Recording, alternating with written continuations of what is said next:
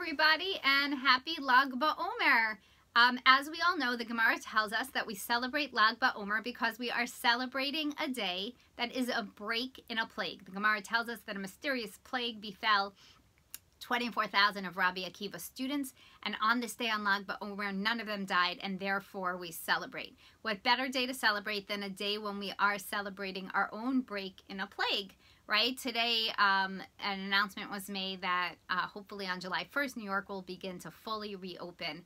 It is also a great day to take a moment and point out that this week is Worldwide Hatzalah Week, and we really want to notice and recognize, as we think about the break in our plague, our own Hatzalah volunteers, and recognize all of their hard work. TRM has always been blessed with an overabundance of really wonderful Hatzalah volunteers, and we are always grateful to them for keeping us safe, but in particular over the last 14 months, when again and again they put themselves in harm's way.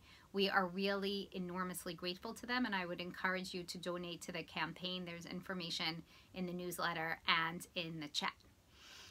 So when we think about this day, Lag BaOmer, and the break in the plague, we also need to reflect that whatever this plague was, it was certainly taking place against the backdrop of the Bar Kokhba revolt, which Rabbi Akiva heavily supported, and it is likely that many of his students who died actually died in battle rather than from some mysterious plague. One of his few surviving students is Rabbi Shimon Bar Yochai, who's very, very closely associated with Lag BaOmer.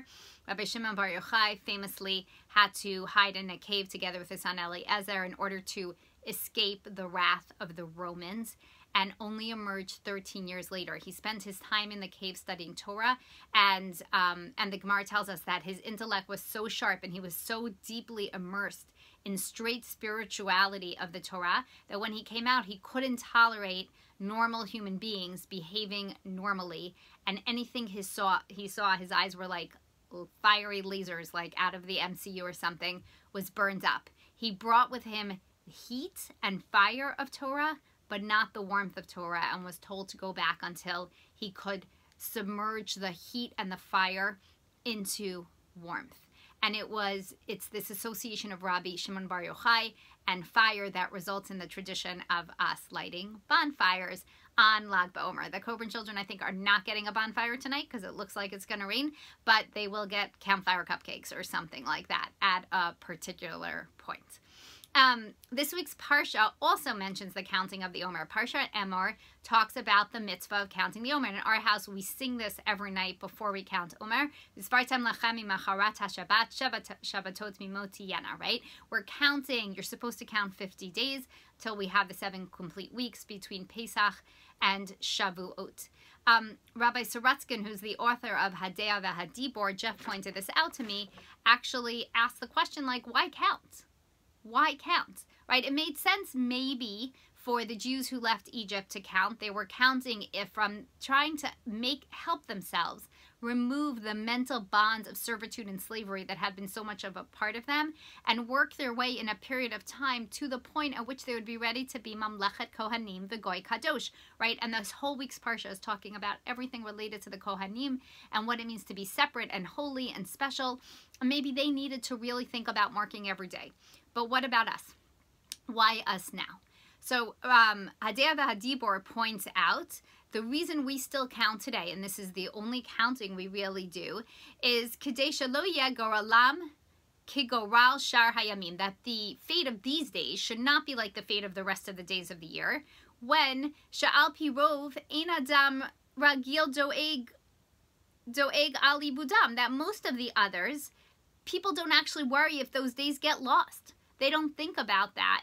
And we don't worry about each day and what will happen with each day. The point of these 50 days is for us to also note and think about what it's like to count each of these days, to make each of these days count. And I notice it's not lost on me that we ourselves have experienced kiviyachol, some form of mental servitude, right? We've like all been through a period of time when some of our freedom was taken away. And we experienced how difficult that was mentally, even though many of us were quite lucky to have all our material needs provided for. The idea of really feeling locked down and separate and so on really resulted in a very complicated mental health state. And what it means now as things are opening and we're getting vaccinated, and we're returning to good health as a community, and hopefully returning to each other as a TRM community, that we're able to move from those feelings of servitude more towards the feelings of being holy and special and elevated. Rav Aaron Soloveitchik pointed out that there's a difference in time, in the Jewish conception of time, and pointed to the idea of the smallest moment in time in the Jewish tradition as being a chelek. A chelek is technically 3 1/3 seconds, as being a chelek. And the idea of a chelek is that it's a small minutia of time, but we talk about chelek as, in Pirkei Avot, they talk about having your chelek in Olam Haba. It is a part of something big and can itself be something big. And this is in contradistinction to the idea of a minute, right? So a minute, very small unit of time, but something minute tends to be small and insignificant. As we are moving our way through these days, counting carefully, taking a break, thinking about our own release from servitude and back into freedom and community, I think this is a really good time for us to focus on how we ourselves can make every day count. Feeling like there were so many days taken away from us, so many days that just blurred into other days. Really, what does it mean to focus on every single day, on thinking about a day, a break in a day, and what it means when a day counts? How can we think about each chelek of every day and use each chelek to always bring warmth? I would say warmth instead of heat, especially after a year of a lot of heat, and together return with warmth to each other and in appreciation of our meaningful days. Thank you, and Shabbat Shalom.